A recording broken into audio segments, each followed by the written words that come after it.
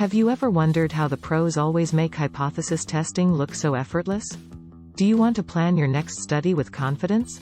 Over the years, we've had loads of students ask us, what is a null hypothesis? What do you do with it? And how do you do hypothesis testing? And the truth is that there is a lot of jargon that obscures what we're trying to see. Things like the different types of hypotheses, the assumptions you need to check, understanding what p-values are, and that's even before you try to make any calculations. So we decided to create a mini course to explain how to do hypothesis testing in 6 easy steps.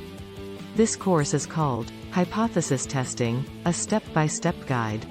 This course is about removing the veil, so you can see how all the 6 steps work together, and it gives you a roadmap of how to plan your project, so that you know it's going to be a success.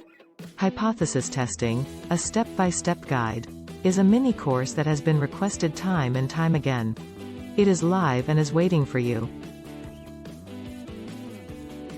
right now.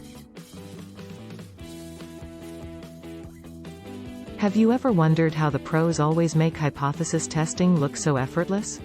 Do you want to plan your next study with confidence? Then Hypothesis Testing, a step-by-step guide, is the right course for you.